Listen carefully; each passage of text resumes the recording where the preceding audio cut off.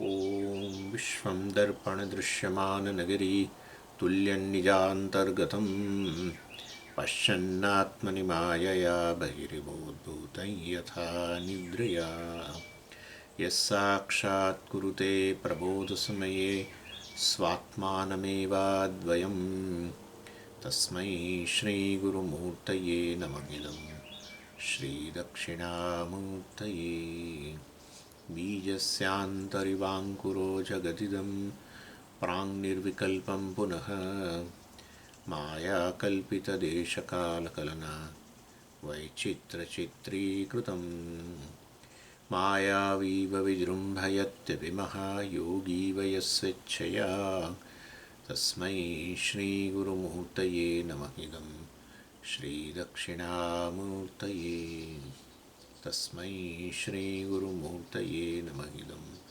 श्रीदक्षिणामूर्तये ॐ सहना भवतु सहनौ भुनक्तु सह वीर्यङ्करवावहै तेजस्विनावधीतमस्तु मा विद्विषावहै ॐ शान्तिः शान्तिः शान्तिः सदाशिवसमारम्भां शङ्कराचार्यमध्यमाम् अस्मदाचार्यपर्यन्तां वन्दे गुरुपरम्पराम् ॐ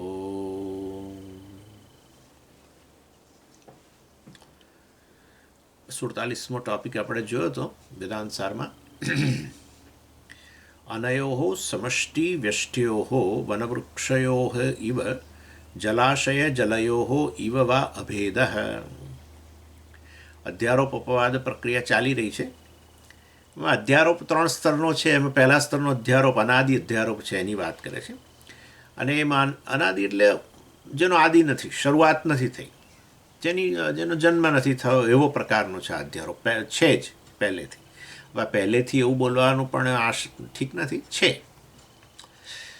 અને અધ્યારોપ એટલે શું? તો કે સત્ય મિથ્યાનું મિશ્રણ. અને સત્ય વસ્તુ જે છે અને સત્યને જ વસ્તુ કહ્યું અહીંયા, અને મિથ્યાને અવસ્તુ કહી. એટલે કે વસ્તુ ઉપર વસ્તુનો આરોપ થાય એને અધ્યારોપ કહેવાય. સત્ય રજ્જુ ઉપર મિથ્યા સર્પનો જે આરોપ થાય એને આપણે અધ્યારોપ કહીએ. એ સત્ય મિથ્યાનું મિશ્રણ છે ને. એટલે અધ્યારોપ એટલે સત્ય મિથ્યાનું મિશ્રણ.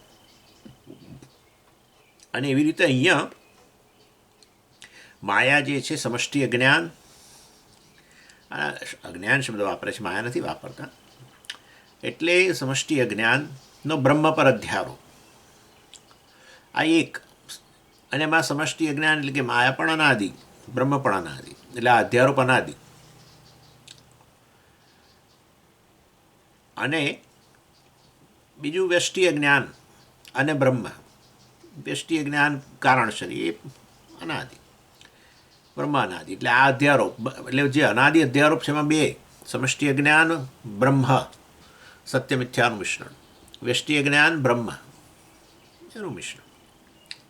એટલે વ્યષ્ટિ અજ્ઞાનનો અધ્યારોપ. અને એના એ વ્યષ્ટિ અજ્ઞાનનો અધ્યારોપ બ્રહ્મ પર થાય એટલે આપણે એને જીવ કહીએ. સમષ્ટિ અજ્ઞાનનો અધ્યારોપ થાય બ્રહ્મ પર, એને આપણે ઈશ્વર કહીએ. એટલે ઈશ્વર અને જીવ બંને અનાદિ. અને એના માટે ઉદાહરણ પણ આપણે જોયા. અવચ્છેદવાદ ગણો, આભાસવાદ ગણો. એક તો ઉદાહરણ આપ્યું જળ અને જળાશયનું. જળ એટલે અહીંયા મેં કહ્યું હતું તરંગ. અને બીજું આપ્યું ઉદાહરણ વૃક્ષ અને વન. એટલે વૃક્ષ અને વનની અંદર તમે જો જુઓ તો વૃક્ષ વ્યષ્ટિ અને વન છે સમષ્ટિ. એટલે આ વૃક્ષ અને વન જે છે અને આકાશ, બરાબર, ત્રીજી વસ્તુ આકાશ. એટલે વૃક્ષ અવચ્છિન્ન આકાશ અને વન અવચ્છિન્ન આકાશ. વનમાં મર્યાદિત આકાશ અને વૃક્ષમાં મર્યાદિત આકાશ. એટલે આ રીતે વાસ્તવની અંદર અને બીજા બહાર આકાશ, બાહ્ય આકાશ. એટલે મૂળ આકાશ જે છે આ રીતે બંને અવચ્છિન્ન, વૃક્ષ કે વન. અને આ એક ઉદાહરણ અવચ્છિન્ન આકાશ. એટલે બ્રહ્મ જે આ આકાશ સમાન એમ, અને વૃક્ષ જે છે આપણું વ્યષ્ટિ અજ્ઞાન સમાન. એટલે વ્યષ્ટિ અજ્ઞાન કારણ શરીર અવચ્છિન્ન ચૈતન્ય એ જીવ, અને સમષ્ટિ અજ્ઞાન અવચ્છિન્ન ચૈતન્ય ઈશ્વર, એ રીતે. એટલે એ પ્રક્રિયા. અને જળ અને જળાશયની રીતે જુઓ તો પણ જલ પ્રતિબિંબિત આકાશ, તરંગમાં પ્રતિબિંબિત આકાશ. આમ તમે જુઓ તો જળ અને જળાશયમાં ક્યાં કંઈ ભેદ છે? વૃક્ષ અને વનમાં ક્યાં તાત્વિક રીતે ભેદ થોડો છે? વન એ વૃક્ષો જ છે ને, વૃક્ષ અને વન પણ વૃક્ષો જ છે. એટલે વાસ્તવની અંદર વન વૃક્ષ વચ્ચે એ તો પેલું વ્યષ્ટિ ને સમષ્ટિ, એટલે આ ખાલી વ્યવહાર માટે આપણે, બાકી ખરેખર તાત્વિક રીતે તો વૃક્ષ જ છે. એટલે એ કહે છે અહીંયા કે અનયો સમષ્ટિ વ્યષ્ટિયો વનવૃક્ષયો ઇવ. પણ પેલું તમે પેલું બોલતા બોલતા કેમ અટકી ગયા? જળ અને જળ એટલે તરંગ અને જળાશય, એમાં પ્રતિબિંબિત આકાશ, એ કહું છું હમણાં, એ 48માં છે એટલે મેં જરા ઉતાવળ કરી કહેવાય. એનીવે, એટલે અહીંયા કહેવાનો આશય એવો છે કે આ જે અજ્ઞાન, વ્યષ્ટિ અજ્ઞાન છે એ પણ ત્રિગુણ, મલિન સત્વ, મિથ્યા જળ, સમષ્ટિ અજ્ઞાન એ ત્રિગુણ, અને એ પણ જળ મિથ્યા અધ્યારોપ. એટલે વાસ્તવમાં ભેદ નથી. વ્યષ્ટિ અજ્ઞાન અને સમષ્ટિ અજ્ઞાન વચ્ચે તાત્વિક રીતે કોઈ ભેદ નહીં. એના માટે પેલું વનવૃક્ષનું વગેરેનું ઉદાહરણ હતું. અને આથી અવચ્છિન્ન ચૈતન્ય વચ્ચે પણ ભેદ નહીં. એ તો જેમ કે આકાશ જે છે, વૃક્ષમાં રહેલું અવકાશ અને વનમાં રહેલું અવકાશ, અરે ભાઈ પણ છે તો અવકાશ જ ને. એટલે વન અને વૃક્ષ તો ખાલી તમે વનમાં રહેલું વૃક્ષ અવકાશ જે છે એ તમને મોટું જણાય. ખરેખર તમે જો જુઓ તો પણ સ્વામીજી બે તો જુદા તો છે જ ને, વૃક્ષ અવચ્છિન્ન આકાશ અને વન અવચ્છિન્ન આકાશ. એટલે ઉપાધિ ખરેખર ભેદ ઉત્પન્ન ન કરી શકે. તમે સમજી જ શકો છો કે આકાશમાં કે વન જે છે ફોરેસ્ટ, એ કે આકાશમાં ભાગ થોડા પાડી દે છે. ચલો હવે આ બહારનું આકાશ અને આ અંદરનું આકાશ ભાગ પાડી દીધા, વને ભાગ પાડે, એવું ક્યાં છે? આપણી દ્રષ્ટિએ એવું કહીએ વન અવચ્છિન્ન આકાશ ને બાહ્ય આકાશ ને એવું બધું, આ અંદર રહેલું આકાશ ને આ બહાર રહેલું આકાશ ને, એ તો આપણે કહીએ. ઇનફેક્ટ આખું વન જ આકાશમાં છે, કે વૃક્ષ અવકાશમાં જ છે. અવકાશમાં ભેદ નથી. અવકાશમાં ભાગ પાડી નાખે વન કે વૃક્ષ તો પછી આપણે કહીએ કે બરાબર છે, હવે આ વન અવચ્છિન્ન આકાશ નાનું, પેલું મોટું વગેરે વગેરે. આપણે એવું કંઈ, આ તો એ એક વ્યવહાર માટે આપણે બધું કહીએ, પણ બાકી ખરેખર નથી. એવી રીતે આ બ્રહ્મ જે છે, વ્યષ્ટિ અજ્ઞાન અવચ્છિન્ન બ્રહ્મ, હે ને સમષ્ટિ અજ્ઞાન અવચ્છિન્ન બ્રહ્મ. અરે ભાઈ બ્રહ્મ જ છે ને, એક બ્રહ્મમાં જ આ બધા અધ્યારોપ છે.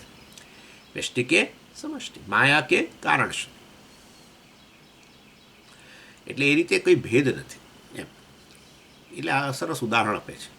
હવે 48માં શ્લોકમાં કહે છે કે આ જેમ ઉપાધિમાં ભેદ નથી ખરેખર, વનવૃક્ષ કે તરંગ અને જળાશય, એમાં જળ જ છે ને, એટલે એમાં એ જેમ ભેદ નથી, વ્યષ્ટિ અજ્ઞાન ને સમષ્ટિ અજ્ઞાનમાં ભેદ નથી. બંને વાસ્તવમાં ત્રિગુણ જ છે, જળ જ છે, મિથ્યા જ છે. તો એટલે ખરેખર તાત્વિક રીતે ભેદ નથી. તો એનાથી ઉપહિત અવકાશમાં પણ ભેદ નથી. એવી રીતે અહીંયા વ્યષ્ટિ અજ્ઞાન ને સમષ્ટિ અજ્ઞાન ઉપહિત ચૈતન્ય બ્રહ્મા જે છે એમાં પણ ખરેખર ભેદ નથી. એ હવે કહે છે 48માં, એતદ ઉપહિતયો ઈશ્વર પ્રાજ્ઞયો અપી વનવૃક્ષૌ અવચ્છિન્ન આકાશયો ઇવ જલાશય જલગત પ્રતિબિંબ આકાશયો ઇવ વા અભેદ એષ સર્વેશ્વર એષ સર્વજ્ઞ એષોંતર્યામી એષ યોનિ સર્વસ્ય પ્રભવાપ્યો હિ ભૂતાનમ. એ પાઠ આપણે એડ કરીએ છીએ. એષ સર્વેશ્વર ઇતિ, એવું એટલું કહ્યું એમણે. ઇત્યાદિ શ્રુતે. એટલે આ જેમ અજ્ઞાન જે છે માઇક્રો ને મેક્રો, વ્યષ્ટિ ને સમષ્ટિ, એ સમાન જ છે. એવી રીતે અજ્ઞાનથી ઉપહિત બ્રહ્મ જે છે એ પણ વાસ્તવમાં સમાન છે. એટલે તમે જુઓ, એટલે એ રીતે બતાવવા માગે છે કે વ્યષ્ટિ અજ્ઞાન ઉપહિત ચૈતન્ય જે છે, જેને જીવ કહો છો, સમષ્ટિ અજ્ઞાન ઉપહિત ચૈતન્ય ઈશ્વર કહો છો, વચ્ચે તાત્વિક ભેદ નથી. એમ કરીને મહાવાક્ય જે આવવાનું છે પછી વાર છે હજુ, પણ એની ભૂમિકા અહીંયા રચી દે છે. એટલે એના માટે પેલું ઉદાહરણ આપે છે કે આ વૃક્ષ અવચ્છિન્ન અવકાશ કે વન અવચ્છિન્ન આકાશ એ ખરેખર વાસ્તવની અંદર અવકાશ જ છે, અને માટે ખરેખર વૃક્ષ અવચ્છિન્ન આકાશ ને વન અવચ્છિન્ન આકાશ વચ્ચે કોઈ તાત્વિક ભેદ નથી. એ એનું ઉદાહરણ છે. એટલે એતદ ઉપહિતયો હો, ઉપહિત એટલે એનાથી જોડાયેલું, ઉપાધિ વાળું. વન ઉપહિત અવચ્છિન્ન કે ઉપહિત એક જ, કે વન પ્રતિબિંબિત કોને, હા પણ હવે પ્રતિબિંબ વાળું ના આવે એની અંદર, વન અવચ્છિન્ન રહે. વનમાં પ્રતિબિંબિત આકાશ એવું ના આવે, એ પેલું જળાશય વાળું પછી એમાં એ આપણો આભાસવાદ પ્રતિબિંબવાદ એમાં કામ કરે. અવચ્છેદવાદ અહીંયા એન્ક્લોઝડ અવચ્છિન્ન, એનાથી મર્યાદિત. એટલે એ અહીંયા કહી રહ્યા છે કે એવી રીતે જેમાં અજ્ઞાનમાં પણ ભેદ નથી, એવી ને એવી રીતે આ ઉપહિત ચૈતન્યમાં પણ ભેદ નથી, કે જીવન ઈશ્વર વચ્ચે ભેદ નથી. જેને એટલે કે ઈશ્વર અને પ્રાજ્ઞ એની વચ્ચે પણ ભેદ નથી. તમે તો જીવ કહેતા હતા, અહીંયા તો પ્રાજ્ઞ કહે છે. આ એટલે વ્યષ્ટિ અજ્ઞાન એટલે શું? કારણ શરીર. કારણ શરીર ઉપર અવચ્છિન્ન ચૈતન્ય એટલે શું? પ્રાજ્ઞ. સૂક્ષ્મ શરીર અવચ્છિન્ન ચૈતન્ય તેજસ. સ્થૂળ શરીર અવચ્છિન્ન ચૈતન્ય એ વિશ્વ. જાણીએ જ છે ને. એટલે ઈશ્વર પ્રાજ્ઞ વચ્ચે પણ આ રીતે ખરેખર ભેદ નથી. અવચ્છિન્ન ચૈતન્ય વચ્ચે પણ ભેદ નથી. કે ઉપહિત ચૈતન્ય, એ ઉપહિત શબ્દ પેલી ઉપાધિ ને, એટલે વ્યષ્ટિ અજ્ઞાન ઉપાધિ. ઉપાધિ એટલે શું એ મેં ઓલરેડી કહી દીધું છે, આગલા પૂર્વ ક્લાસમાં જઈને જોઈ લેજો. એટલે વ્યષ્ટિ અજ્ઞાન ઉપાધિ, એનાથી ઉપહિત ચૈતન્ય. સમષ્ટિ અજ્ઞાન ઉપહિત ચૈતન્ય જે છે એ વાસ્તવની અંદર એની એ વચ્ચે પણ ભેદ નથી. ઉપહિત ચૈતન્ય એટલે એનાથી એ ઉપાધિ ધરાવનારું, એમાં પણ ભેદ નથી. આને આપણે ઉપહિત આકાશ કહી શકીએ. વૃક્ષ ઉપહિત આકાશ, વૃક્ષરૂપી ઉપાધિવાળું આકાશ. એટલે જાણે અવકાશમાં એણે જાણે ભાગ પાડ્યો, એક મર્યાદિત અવકાશ બતાવ્યો. અવકાશ અમર્યાદિત, એને વૃક્ષથી જોડાયેલું અવકાશ, એમ એવું આપણે કહીએ મર્યાદિત આકાશ. તો એમ એનો અર્થ એવો હતો કે આ વૃક્ષ ઉપાધિ છે, એણે પોતાના ગુણધર્મો જાણે આકાશ પર અધ્યારોપિત કરે, એને કારણે વૃક્ષ મર્યાદિત એટલે આકાશ મર્યાદિત એમ. એટલે વૃક્ષ ઉપહિત આકાશ કે વન ઉપહિત આકાશ. ઉપહિત એટલે એની સાથે એસોસિએટેડ, એની સાથે જોડાયેલું, એ ઉપાધિવાળું ઉપહિત કહેવાય. એવી રીતે ઈશ્વર પ્રાજ્ઞ પણ એ રીતે વ્યષ્ટિ અજ્ઞાન ઉપહિત ચૈતન્ય, સમષ્ટિ અજ્ઞાન ઉપહિત ચૈતન્ય. એટલે ઈશ્વર પ્રાજ્ઞયો હો ભી વનવૃક્ષો અવચ્છિન્ન આકાશયો હો. એટલે આ રીતે ઈશ્વર અને પ્રાજ્ઞ વચ્ચે, વન અને વૃક્ષ અવચ્છિન્ન આકાશ વચ્ચે પણ જેમ ભેદ નથી, એવી રીતે ઈશ્વર પ્રાજ્ઞ વચ્ચે પણ ભેદ નથી, એ રીતે ગણી લેવાનું. અને પછી બીજું ઉદાહરણ પેલું પ્રતિબિંબવાદ આભાસવાદ માટે થઈને બીજું ઉદાહરણ આપે છે. જળ ને જળાશય. તો કહે છે કે આ તરંગમાં પ્રતિબિંબિત થતું આકાશ કે જળાશયમાં પ્રતિબિંબિત થતું આકાશ એમ. એટલે એ પણ વાસ્તવમાં ઉપહિતને બદલે અહીંયા ઉપહિત કહી શકો, એ પેલી ઉપાધિ જ છે, પરંતુ અહીંયા પ્રતિબિંબિત કહીએ. ત્યાં આપણે અવચ્છિન્ન કહ્યું. ઉપહિત બધા માટે વાપરી શકો ઉપહિત શબ્દ, કારણ કે આ ઉપાધિ છે ને, એટલે ઉપાધિવાળું, ઉપાધિથી જોડાયેલું એમ આકાશ કે અહીંયા ચૈતન્ય જે પણ હોય. પરંતુ એ ઉપહિતમાં પછી તમે આવી રીતે ભાગ પાડી શકો, અવચ્છિન્ન કે પ્રતિબિંબિત જેવું. હવે વન પ્રતિબિંબિત આકાશ એવું ના બોલાય, ત્યાં અવચ્છિન્ન, એનાથી મર્યાદિત, એન્ક્લોઝડ એટલું એમ. અને હવે અહીંયા જળની વાત આવી તો પ્રતિબિંબ આકાશ, એટલે તરંગમાં પ્રતિબિંબિત આકાશ કે વનમાં પ્રતિબિંબિત આકાશ, અરે જળાશયમાં પ્રતિબિંબિત આકાશ. પણ સમજી પ્રતિબિંબ આકાશનું પડે જ નહીં કોઈ દિવસ. પણ જળાશયની અંદર તમે સૂર્યને જોઈ શકો છો? હા, જોઈએ છે ને. જળાશયમાં સૂર્ય જોઈએ, જળાશયમાં વાદળો જોઈ શકો છો? હા, જોઈ શકીએ નહીં. તો પછી તો વાસ્તવની અંદર આકાશ ખરું કે નહીં? જો ઉપર અવકાશમાં રહેલા સૂર્ય કે વાદળો જો એમાં પ્રતિબિંબિત થતા હોય તો ઉપર શેમાં રહેલા છે? અવકાશમાં રહેલા છે. તો અવકાશ અંદર પ્રતિબિંબિત થયું જ ને. એના વગર કેવી રીતે તમને પેલા પ્રતિબિંબ દેખાય? એટલે સૂર્ય ને વાદળોનું પ્રતિબિંબ પડે છે જળાશયમાં, તો એ આકાશનું પણ પડી જ રહ્યું છે. એટલે એ રીતે વાસ્તવની અંદર, અને રાત્રિ હોય તો પણ એવું થાય, ચંદ્ર હોય દાખલા તરીકે, એટલે જળાશય આમ શાંત હોય તો તમને આમ જરા સ્પષ્ટ દેખાય બધું, એ વાત બરાબર છે. પરંતુ પ્રતિબિંબિત તો થાય જ, આપણને દેખાય નહીં, પેલું સપાટી વધારે હલચલ થાય. એટલે કહેવાનો આશય એવો છે કે જળાશય ની સપાટી શાંત હોય તો રાત્રે દાખલા તરીકે પૂનમનો ચંદ્ર ખીલ્યો હોય અને ખૂબ બધા તારાઓ હોય તો એ પ્રતિબિંબિત થાય. દિવસે સૂર્ય કે વાદળો કે જે પણ હોય પ્રતિબિંબિત થાય. એટલે એ રીતે આકાશ પ્રતિબિંબિત થાય. તરંગમાંય થાય, પણ પેલું સતત હાલતું હોય અને કારણે આપણને એ દેખાય નહીં. પ્રતિબિંબિત ન થાય એવું ના હોય, પ્રતિબિંબ તો પડે છે, પરંતુ પેલું હાલતું હોવાને કારણે આપણને દેખાય. ચાલો, એટલે વાસ્તવની અંદર તરંગ પ્રતિબિંબિત આકાશ અને જળાશય પ્રતિબિંબિત આકાશ જે છે એ વાસ્તવની અંદર ખરેખર એમાં પણ કોઈ ખરેખર ભેદ નથી. બરાબર ને? પ્રતિબિંબિત આકાશ જે છે એમાં પણ આવી રીતે ભેદ નથી.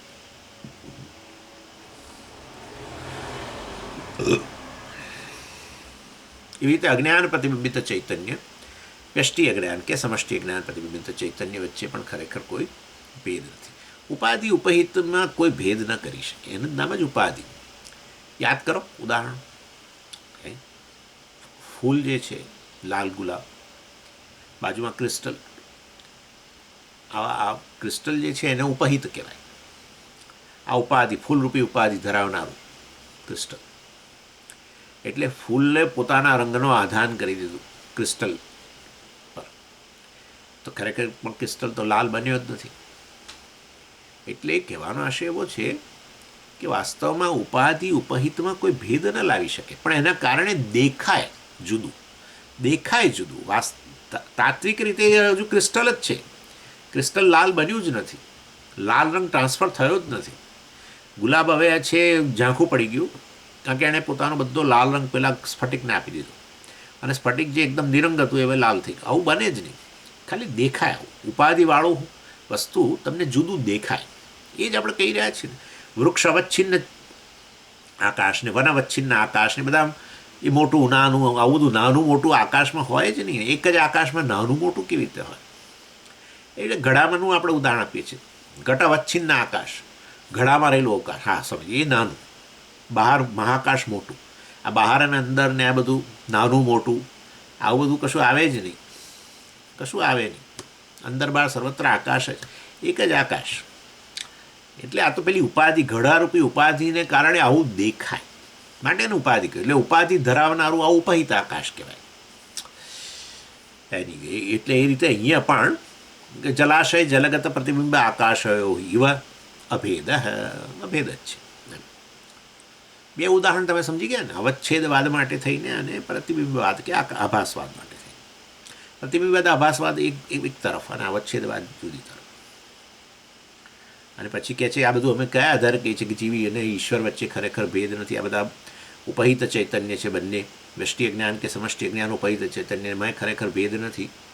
વ્યષ્ટિ સમષ્ટિ અજ્ઞાન વચ્ચે ભેદ નહીં હોવાને કારણે વ્યષ્ટિ સમષ્ટિ ઉપહિત ચૈતન્ય વચ્ચે પણ ભેદ ના હોય. એ વસ્તુ છે ક્યાં કહી છે? એટલે પછી માંડુક્ય ઉપનિષદનો મંત્ર કોટ કરે છે, એશ સર્વેશ્વર વગેરે વગેરે, સર્વજ્ઞ અને એશોંતરયામી એશ યોનિ સર્વસ્ય પ્રભવાપ્યો હિ ભૂતાનામ. એટલે એશ સર્વજ્ઞ, એટલે આ તો સર્વજ્ઞ અને અંતર્યામી ને સર્વશક્તિ ને બધું ગણી શકો આની અંદર તો.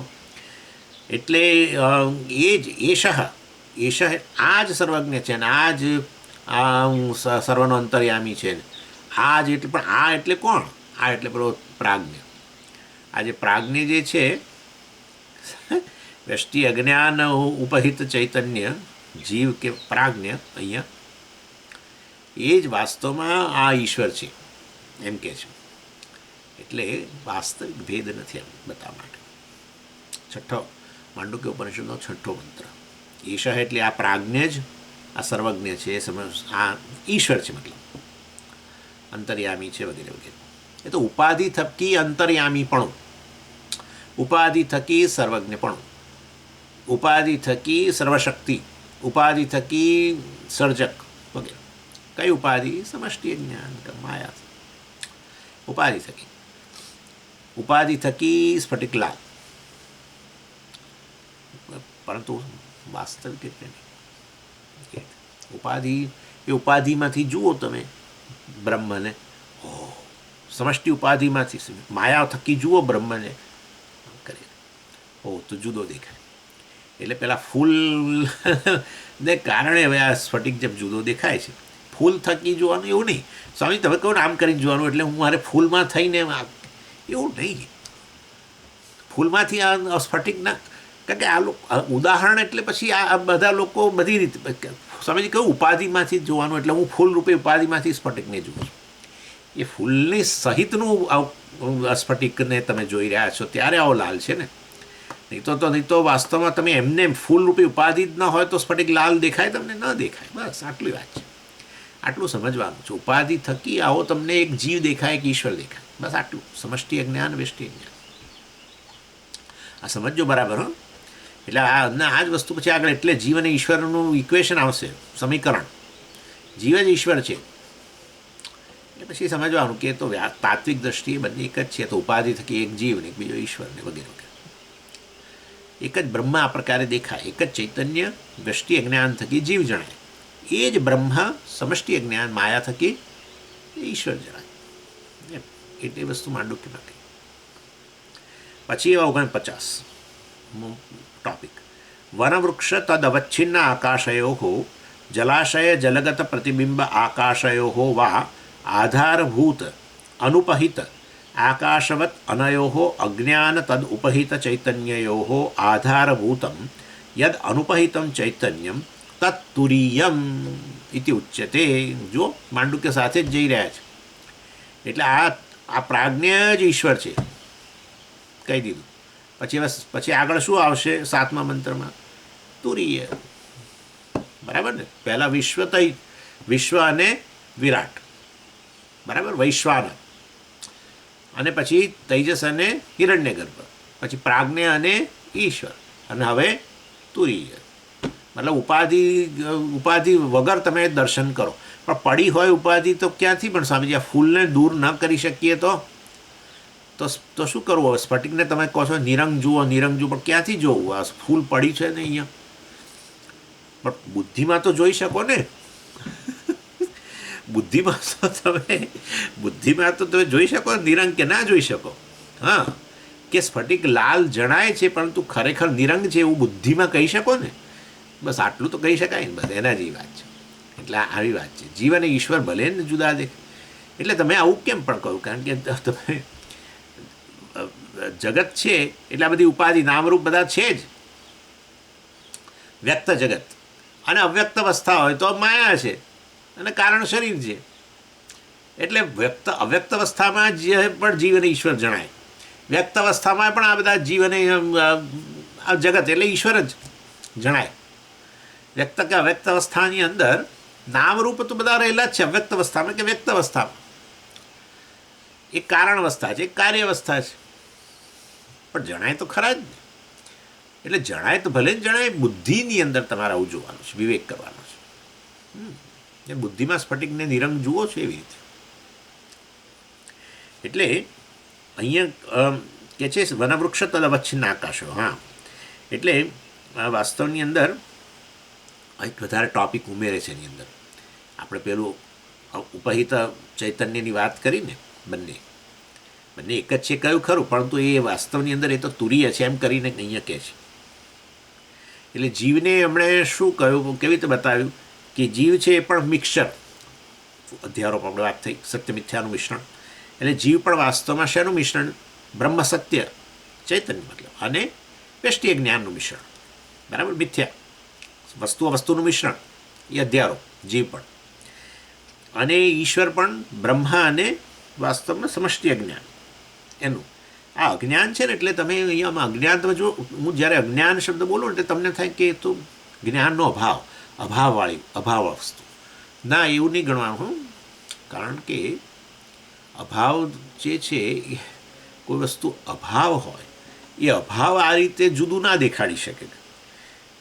બ્રહ્મને આ રીતે જીવ અને ઈશ્વરના રૂપમાં જુદા જુદા દેખાડે તો દેખાડનાર વસ્તુ ભાવાત્મક હોય કે અભાવાત્મક હોય?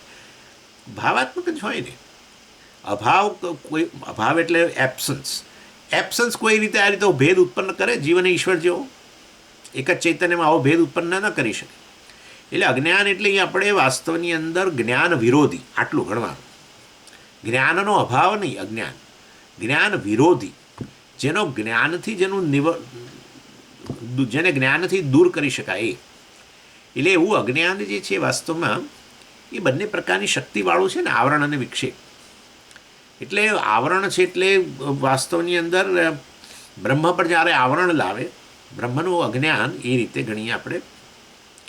બ્રહ્મના સ્વરૂપનું અજ્ઞાન, બ્રહ્મ ચૈતન્ય છે એ અજ્ઞાન, અને સાથે સાથે વિક્ષેપ એટલે જીવ પણ દેખાડે, હા, કે ઈશ્વર પણ દેખાડે.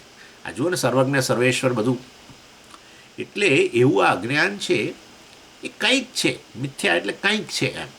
યત કિંચિત ભાવમ, ભાવાત્મક પણ નહીં ને અભાવાત્મક પણ નહીં, આમ જુઓ તો એવું. સદસદભ્યામ અનિર્વચનીય, એવી વસ્તુ, અનિર્વચનીય વસ્તુ છે.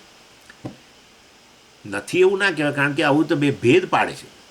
એબ્સન્સ કોઈ અભાવ, ટોટલી નોન એક્ઝિસ્ટન્ટ વસ્તુ, આવો ભાગ કેવી રીતે પાડે?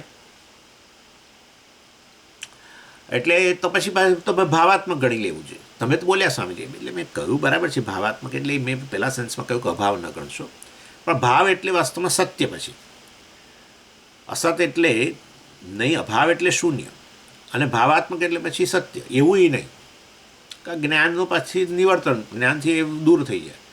આ વિચાર કરો ને, આ રજ્જુનું અજ્ઞાન જે છે એ કેવી વસ્તુ છે? રજ્જુનું અજ્ઞાન છે એ સમય, અજ્ઞાન એટલે જ્ઞાનનો અભાવ, રજ્જુના જ્ઞાનનો અભાવ. એ રજ્જુના જ્ઞાનનો અભાવ હોય, ચાલો માની લીધે, એટલે કારણે રજ્જુ તમને દેખાય નહીં, રજ્જુ રૂપે ના દેખાય, બરાબર છે. પરંતુ એ કશું સર્જન કરે પાછું, આ જ્ઞાન સર્પનું સર્જન કરે છે. હવે સર્જન કરતી હોય તો પછી એ વસ્તુનો અભાવ કેવી રીતે કહેવાય? અભાવમાંથી કશું આવે એટલે. પણ હવે સર્જન કંઈ ખરેખર થયું જ ને, તમને દેખાય તો છે જ ને, કશું બીજું દેખાય છે ને, બસ એમ કહું છું. સાચો સાપની વાત નથી કરતો. એ જે સર્જે છે એ મિથ્યા વસ્તુ સર્જે છે, અને માટે જ કહું છું કે મિથ્યા છે અજ્ઞાન. અજ્ઞાન જેનું સર્જન કરે એ વસ્તુ સાચે ન હોય તો એને બતાવે છે કે અજ્ઞાન એ કારણ કેવું હોવું જોઈએ? મિથ્યા. એટલે અજ્ઞાનની વિક્ષેપ શક્તિ મિથ્યા, અજ્ઞાનની આવરણ શક્તિ મિથ્યા. સમજી ગયા? એટલે આ અજ્ઞાન મિથ્યાત્મક છે. યત્કિંચિત ભાવમ, યત્કિંચિત ભાવમ એટલે કંઈક છે આવું, બસ. એટલે પણ છે કહ્યું એટલે સત્યથી કહ્યું. યત્કિંચિત ભાવમ અર્થાત એ છે એવું પણ ન કહેવાય અને નથી એવું પણ ન કહેવાય. આ સમજો બરાબર.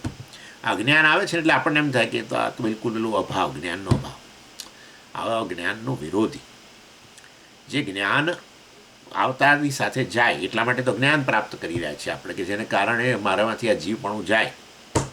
આ જીવપણું અજ્ઞાનને કારણે છે. હું બ્રહ્મ છું, પરંતુ આ વ્યષ્ટિ અજ્ઞાન ઉપાધિને કારણે હું જીવ જણાવું છું ને, સ્ફટિકલાલ જણાય છે. તો પછી જ્ઞાન પ્રાપ્ત કરું તો આ અજ્ઞાન નિવૃત્ત થઈ જાય, તો હું બ્રહ્મ છું કહી શકું. બસ આટલી વાત છે. એટલે જ્ઞાન વિરોધી ગણવાનું. ચાલો, એટલે આ વ્યષ્ટિ અજ્ઞાન અને ચૈતન્યનું મિશ્રણ, સમષ્ટિ જ્ઞાન ચૈતન્યનું મિશ્રણ, આ મિશ્રણ કહીએ છીએ. પણ આ બધું તમે સમજજો કે કેટલું કહું પછી સત્ય મિથ્યાનું મિશ્રણ ન થાય. એ મિથ્યા અને સત્યનું મિશ્રણ થાય, સત્યનું મિશ્રણ થાય. સત્ય મિથ્યાનું મિશ્રણ કેવી રીતે થાય? રજ્જુ સાપનું મિશ્રણ. એટલે આનું કહેવા માટે મિથ્યા અને સત્યનું મિશ્રણ એવું બોલીએ.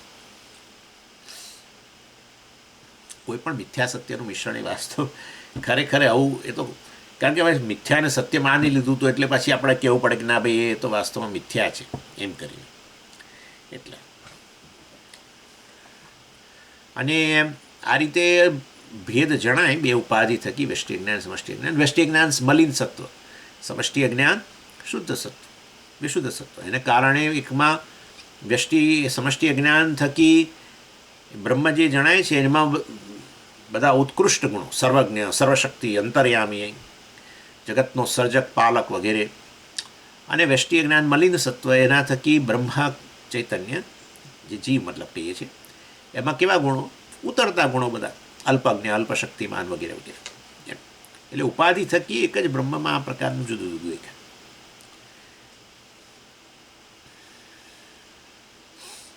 એટલે બંને સગુણ, ગુણોવાળો જ થયો ને. જીવના ગુણો ઉતરતા, ઈશ્વરના ગુણો ચડિયાતા. એટલે આ ઉપાધિ થકી બંને સગુણ, બંને ઉપાધિ થકી, બંને ઉપાધિવાળા બ્રહ્મ જે છે, જીવ કે ઈશ્વર, બંને ગુણોવાળા. એના થકી જ આપણને ભેદ લાગે, ગુણો થકી જ ભેદ લાગે ને. આ અલ્પજ્ઞ છે, આ સર્વજ્ઞ છે, આ અલ્પશક્તિમાન. સમજી, જીવ ઈશ્વર કદી ના હોય. કેમ? હું તો કશું જાણતો જ નથી, એ ભગવાન તો બધું જ જાણે છે. ગુણો થકી ભેદ. પેલામાં જેમ લાલ રંગ ગુણ જણાયો ને તમને, ઉપાધિ ગુણોનું આધાન કરે હંમેશા. ફૂલ જે છે શેનું આધાન કરે? ફૂલ આખું આખું પોતાનું આધાન નથી કરતું, ફૂલ પોતાનો રંગ છે એનું આધાન કરે. એવી રીતે ઉપાધિ, મલિન સત્વ ઉપાધિ થકી, મલિન સત્વ ઉપાધિ થકી ઉતરતા ગુણો નો આરોપ.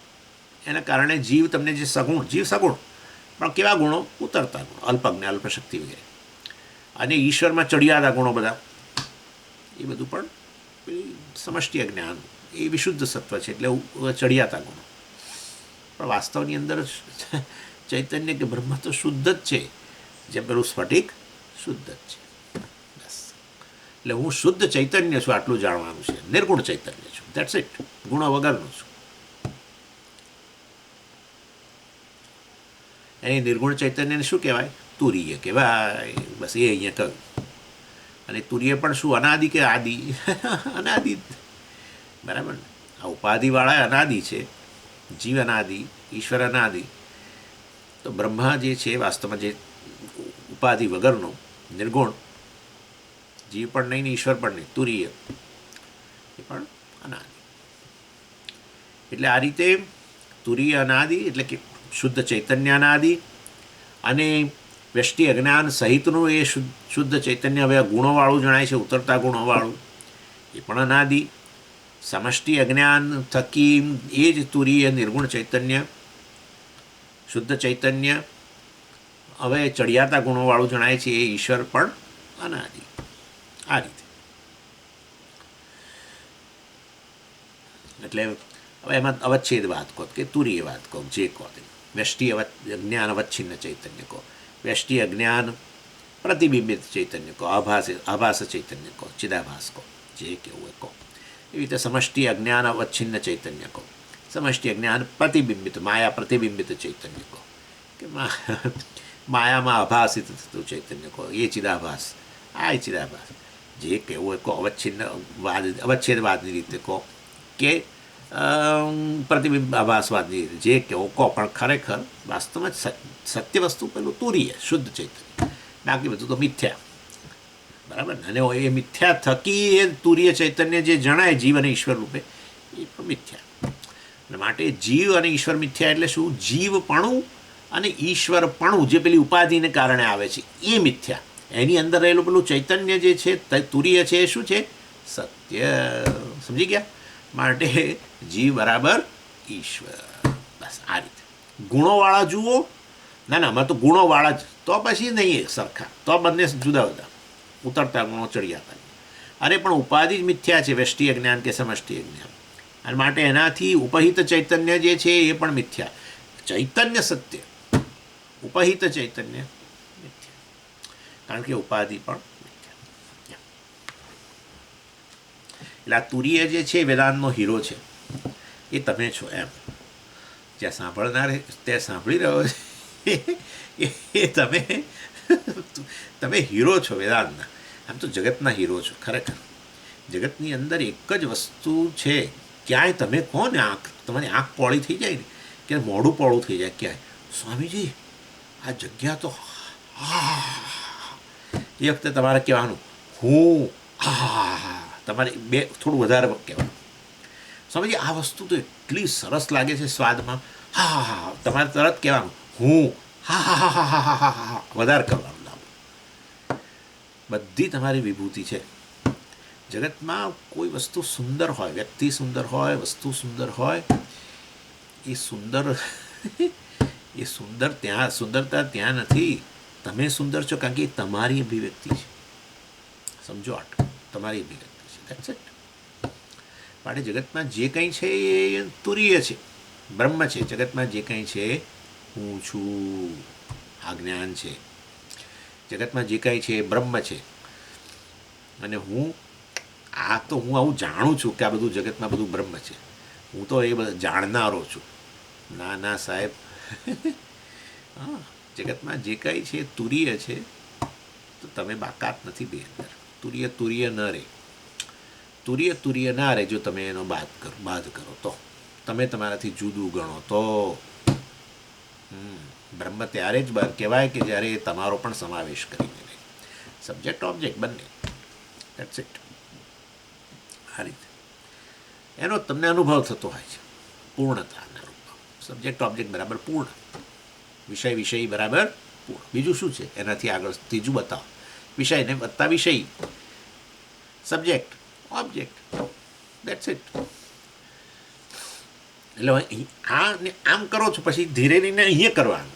વેદાંત અહીંયા કહે છે, અહીંયા સબ્જેક્ટ ઓબ્જેક્ટ, આમ પાછું બહાર નહીં. અહીંયા અને એટલે આ ઓબ્જેક્ટ, હા, શરીર પણ વિષય, જ્ઞાનનો વિષય, અનુભવનો વિષય. તમે ચૈતન્ય. મન અનુભવનો વિષય, તમે ચૈતન્ય. ઇન્દ્રિયો અનુભવનો વિષય, તમે ચૈતન્ય. પ્રાણ, ભૂખ, તરસ, આ તે કબજિયાત, ફલાણું ઠીકણું બધું અનુભવનો વિષય, તમે ચૈતન્ય. બસ, ધેટ્સ ઇટ. શુદ્ધ ચૈતન્ય, કોઈ ગુણો નહીં. એ બધાને સમાવેશ કરો, ઉપાધિનો અંદર સમાવેશ કરો, સ્થૂળ શરીરનો સમાવેશ કર્યો તો હવે ગુણોવાળું દેખાય છે તમને. હવે ગુણોવાળું પુરુષ છું, સ્ત્રી છું, આવો છું, તેવો છું, કાળો, ગોરો, ફલાણો, જે ગુણો ગણવાયો ગણો. મનરૂપી ઉપાધિને ઉમેરીને ચૈતન્ય કહો. આમ કરું છું એવું કરતા રહેજો. હવે ક્લાસ બંધ થવાના છે એટલે આમ કરતા રહેવાનું. મનરૂપી ઉપાધિ જે છે એનો ચૈતન્યમાં સમાવેશ કરો. એટલે સમજી શું કરવાનું? આમ ઉમેરવાનું. એ તમારાથી અભિન્ન જ છે. મિથ્યા વસ્તુ તમારાથી સત્યથી ક્યારે છૂટું હોય મને કહો. અનુભવનો વિષય જે છે એ ચૈતન્યથી કેવી રીતે અભિન્ન હોઈ શકે? ચૈતન્ય અંતર્ગત છે ત્યારે જ બધી વસ્તુનો અનુભવ થાય છે. ચૈતન્યથી પ્રકાશિત થાય છે, એનાથી અસ્તિત્વ સિદ્ધ થાય. એ તમે ચૈતન્ય એટલે મનરૂપી ઉપાધિવાળું ચૈતન્ય, બરાબર?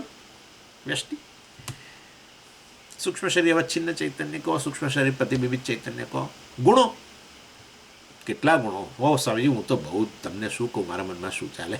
હું ક્રોધી છું, આવો છું, તેવો છું. ગુણો. પ્રાણ અથવા ઇન્દ્રિયો થકી,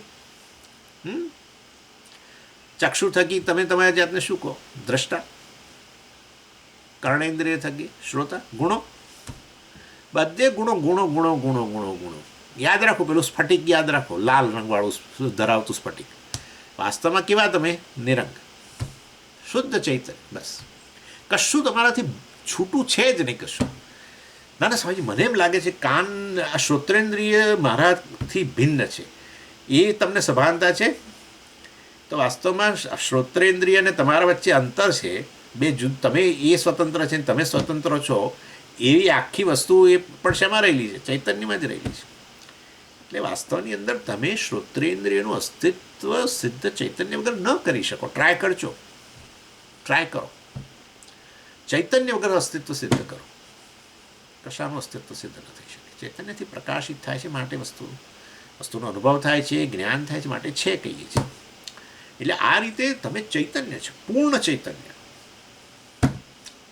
એટલે બહાર રહેલા વિષય છે ને હું વિષય છું, વિષય છે, આ વિષય છું, આવું ન કહેશો.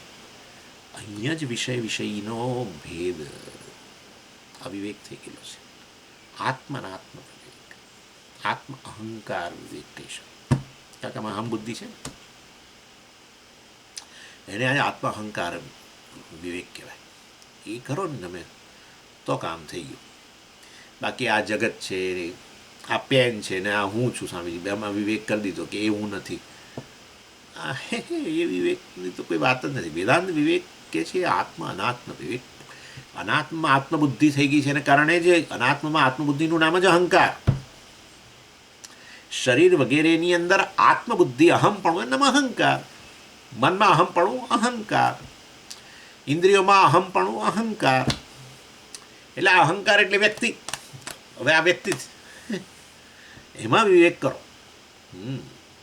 કે હું તો શુદ્ધ ચૈતન્ય છું. અહંકાર તો આત્મબુદ્ધિમાં કરું છું ત્યારે થાય છે, જાગ્રત કાળે થાય, સ્વપ્ન કાળે, સ્વપ્ન શરીરમાં અહમપણું કરું. ખરેખર એ તો અનાત્મા છે, જ્ઞાનના વિષયો છે, અનુભવના વિષયો છે. મારા વગર એમનું અસ્તિત્વ સિદ્ધ ન થાય, મારા વગર એ પ્રકાશિત ન થાય. એ જ્ઞાનના વિષયો ત્યારે બને જ્યારે હું એમને પ્રકાશિત કરું છું. એ પોતે એમની જાતે થોડા પ્રકાશિત થાય છે, કશું પ્રકાશિત નથી થતું. કંઈ પણ વસ્તુ પ્રકાશિત થઈ રહી છે, મતલબ જ્ઞાનનો વિષય બની રહી છે, અનુભવનો વિષય બની રહી છે, કારણ કે ચૈતન્ય પ્રકાશી રહ્યું છે. એ ચૈતન્ય વાસ્તવમાં હું છું, શુદ્ધ ચૈતન્ય, સર્વ ગુણોથી પર. એ શુદ્ધ ચૈતન્ય તરફ નજર કરું તો હો ક્યાં ક્યાં જીવપણું છે. જીવપણું કે અહંકાર, પ્રમાતા, કરતા, ભોગતા, જે ગણો તે વ્યક્તિ, એ તો આમાં આત્મબુદ્ધિ કરું ત્યારે છે. કેવળ તો શુદ્ધ ચૈતન્ય છું, સ્વયં પ્રકાશ છું, પ્રકાશી જ રહ્યો છું. હું તો સદાય પ્રકાશી રહ્યો છું. મન પ્રકાશે કે ન પ્રકાશે, હું પ્રકાશું છું. મન પ્રકાશે કે ન પ્રકાશે એવું ક્યારે? સુષુપ્તિ. ઇન્દ્રિયો પ્રકાશે કે ન પ્રકાશે, હું પ્રકાશું છું. શરીર પ્રકાશે કે ન પ્રકાશે, હું પ્રકાશું છું. જગત પ્રકાશે કે ના પ્રકાશે કે ના પ્રકાશે, હું પ્રકાશું છું. કાળ પ્રકાશે કે ન પ્રકાશે, હું પ્રકાશું છું. ઇનફેક્ટ હું આ બોલી શકું છું એ જ બતાવે છે કે કાળના અભાવમાં હું છું. કારણ કે કાળ ન પ્રકાશે તો પણ હું છું એવું કહું, મતલબ કે શું? કે મારો અનુભવ છે આવો કે હું તો છું. દેશ કાળ અને સર્વ જગતનું બધાનો બાદ થઈ જાય તો હું છું. આ તો બધા હું કહું ત્યારે કોઈને આવું કંઈ નવું થોડું લાગે છે. નવું લાગે તો એ વિચારવું પડે. પછી નવું નથી લાગતું. સુષુપ્તિમાં આવું છે જ. અર્થાત હું એવો છું જે સદાય પ્રકાશું છું. નથી મને કાળની જરૂર પ્રકાશિત. કાળ મને ન પ્રકાશિત કરે, દેશ પ્રકાશિત ન કરે, ન શરીર મને પ્રકાશિત કરે, ન મન મને પ્રકાશિત કરે, ન ઇન્દ્રિયો પ્રકાશિત કરે, ન પ્રાણ મને પ્રકાશિત કરે. હું એ બધાને પ્રકાશિત કરું છું ને એમનું અસ્તિત્વ સિદ્ધ કરું છું. હું તો સ્વયં પ્રકાશ અને સ્વયં સિદ્ધ છું. કાળના અભાવમાં પણ મારું અસ્તિત્વ છે. એવો હું સ્વયં સિદ્ધ, સ્વયં અસ્તિત્વ ધરાવું છું. મારું અસ્તિત્વ અને પ્રકાશ કોઈના પર અવલંબતું નથી. અને સર્વગુણોથી હું પર છું. નથી મારા ન મે કામ ક્રોધવ, ન મે લોભ મોહવ, ન મે માત્સર્ય. કશું મારામાં નથી. કોઈ મહાભૂતોય નથી મારામાં, કોઈ સ્થૂળ શરીરે મારામાં નથી. આ બધું મિથ્યા છે. કેવળ એક અને એક માત્ર ચૈતન્ય બાહ્ય જગતમાં કે અહીંયા જે કંઈ છે એકમાત્ર હું જ છું.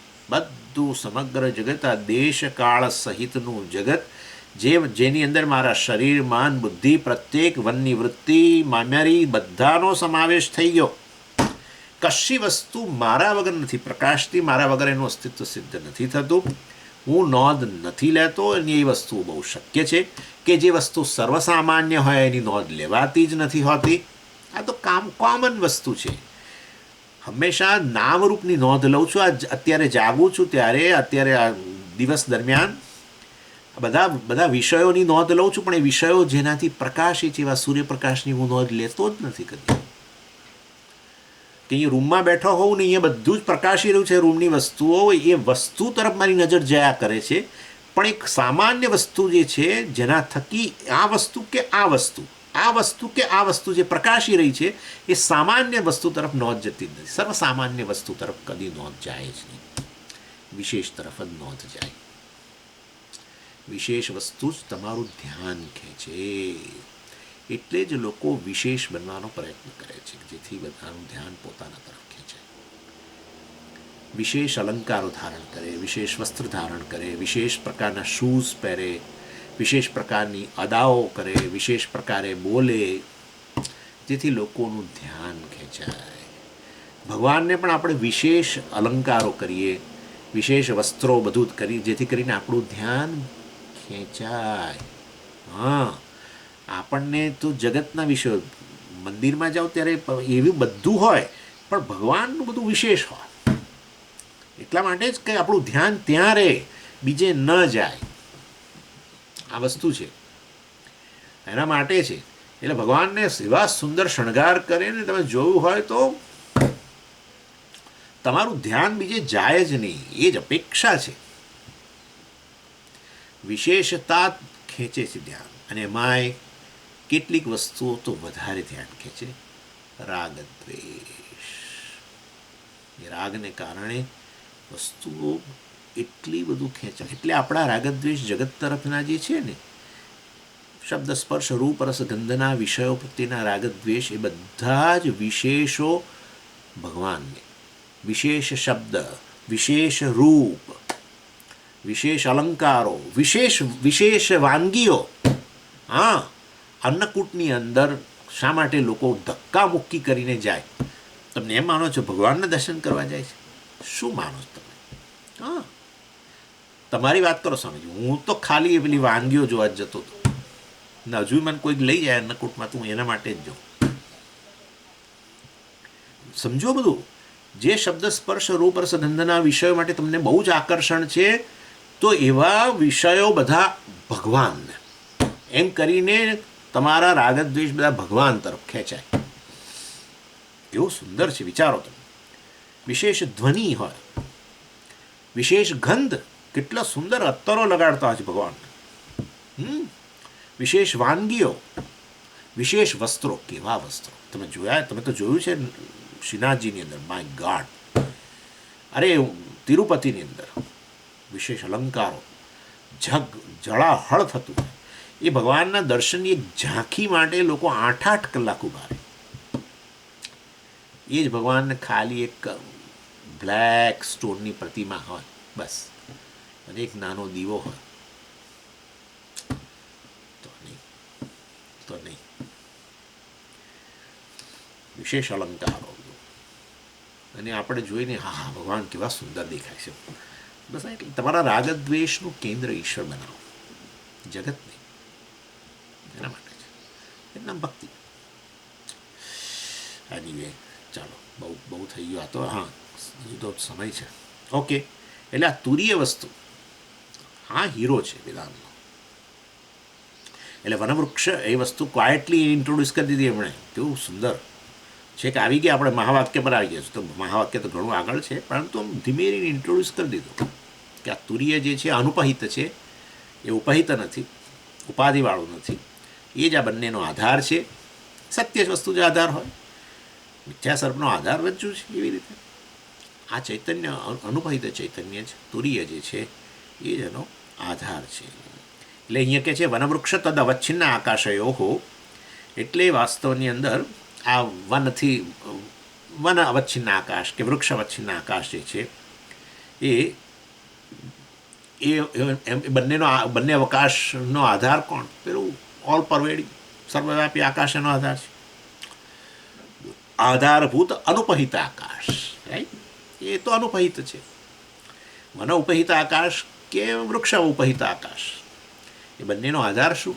આ સર્વવ્યાપી મહાકાશ. એવી રીતે એમ કરીને પછી કહે છે કે આ બંને ચૈતન્ય જે છે ઉપહિત ચૈતન્યનો આધાર શું? અનુપહિત ચૈતન્ય, તુરીય વગેરે. પછી પેલા બીજું ઉદાહરણ, જલાશય જલગત પ્રતિબિંબ આકાશયો હો. એટલે કે છે આ જળાશયમાં પડે છે પડેલું પ્રતિબિંબિત આકાશ કે જળમાં પ્રતિબિંબિત આકાશ, બંને આકાશનો આધાર શું? મહાકાશ જ, જે વાસ્તવમાં અનુપહિત કહેવાય. ઉપહિત તો પેલા બંને. એવી રીતે આ પ્રાજ્ઞ ચૈતન્ય, જીવ અને ઈશ્વર ચૈતન્ય, એટલે કે ઈશ્વર મતલબ બંને ચૈતન્યનો આધાર પ્રાજ્ઞ અવચ્છિન્ન ચૈતન્ય અને એટલે કે વ્યષ્ટિ જ્ઞાન અવચ્છિન્ન ચૈતન્ય અને સમષ્ટિ જ્ઞાન અવચ્છિન્ન ચૈતન્ય જે છે એનો આધાર શું? તો એ બ્રહ્મ મતલબ. એટલે બધું તુરીય અનાદિ, ઈશ્વર્ય અનાદિ અને પ્રાજ્ઞ પણ અનાદિ. એટલે આધારભૂત અનુપહિત આકાશવત, આકાશ જેમ પેલું અનુપહિત આકાશ આધાર છે, એવી રીતે અહીંયા તુરીય કે બ્રહ્મ કે શુદ્ધ ચૈતન્ય જ આધાર, નિર્ગુણ ચૈતન્ય જ આધાર છે. આ જગત વ્યષ્ટિ જ્ઞાન કે સમષ્ટિ જ્ઞાન તો વાસ્તવની અંદર મિથ્યા છે. એને પુરુષ સૂક્તમાં જરા જુદી રીતે કહ્યું. શું કહ્યું ત્યાં? પાદોસ્ય વિશ્વાભૂતાની ત્રિપાદસ્ય અમૃતમ દિવી અસ્ય પાદ સર્વા વિશ્વાભૂતાની, વિશ્વા એટલે સર્વાણી, સર્વા સર્વાણી ભૂતાની અસ્ય પાદ. આ પુરુષ જે છે, અનુપહિત ચૈતન્ય જે છે, બ્રહ્મ જે છે, એનો એક પાદ છે. આ તો સમગ્ર જગત જે છે, વિશ્વાભૂતાની સર્વાણી ભૂતાની, આ સમગ્ર જગત બ્રહ્માંડ છે આવડું મોટું, એ તો એનો એક પાદ છે, એક અંશ છે. અંશ હૈવ અંશ. સ્વામીજી અંશ હોય તો પછી પેલો અંશી થઈ ગયો, મતલબ કે એનો એક અંશ. તો એનો અર્થ એવો થયો કે આ બ્રહ્મ અંશ ધરાવે છે. તમે તો ગઈકાલ ના પાડતા હતા, હવે આ તમે આ અંશ હૈવ અંશ, જાણે કે અંશ. એટલે એમ કહે છે કે એક ચતુર્થાંશ, એક પાદ, એના 3 પાદ તો પોતાનામાં સ્થિત છે, ને આ એક પાદની અંદર જગત રહેલું છે, માયા રહેલી છે જે કહો. એટલે એનું તમારે અહીંયા ભાગ નહીં પાડવાનો. ચાલો બ્રહ્મના હવે 4 ભાગ પાડો, એમાં એક ભાગમાં આખું જગત રહેલું છે, બાકીના 3 ભાગ પોતાના. આવું નહીં. એ તો બતાવવા માંગે કે આ તો તમે માયા એટલે શું, આ બ્રહ્માંડ એટલે શું, અવકાશ સહિતનું જગત, એ બધું આવ્યું છે શેમાંથી? માયા અથવા માયાનું જ પરિણામ છે, અને એનું અધિષ્ઠાન બ્રહ્મ છે, સત્ય છે. અર્થાત માયા બ્રહ્મને વ્યાપીને રહેલી નથી, બ્રહ્મ માયાને વ્યાપી રહેલી છે, એક અંશ એમ કહ્યું માયા. અર્થાત એ કહેવા માટે તમે અહીંયા ખરેખર એવું ગણશો નહીં કે આ 4 ભાગ કરી દેવાના, 3 ભાગ બ્રહ્મના ખાલી છે, અથવા 3 ભાગ બ્રહ્મના પોતાના છે, એક ભાગમાં આ રહેલું છે, એવું નહીં. એટલે કહેવા માટે. અને આ બધું કેવી રીતે ખબર પડી? તો કહે છે કે તત્તુર્યમ ઇતિ ઉચ્યતે શાંતમ શિવમ અદ્વૈતમ ચતુર્થમ મન્યતે સ આત્મા સવિજ્ઞેય. ફરી પાછું માંડવ્ય ઉપનિષદનો 7મો મંત્ર કોટ કર્યો કે આ બધું અમે તમને કહીએ છીએ કે આ તુર્ય ચૈતન્ય, શુદ્ધ ચૈતન્ય જ વાસ્તવમાં અલ્ટિમેટ રિયાલિટી છે, એ જ વાસ્તવમાં સત્ય વસ્તુ છે, બાકી કશું સત્ય વસ્તુ નથી.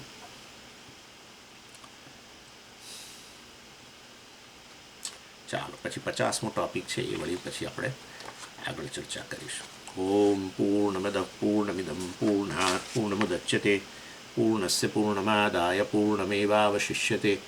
ઓમ શાંતિ શાંતિ શાંતિ.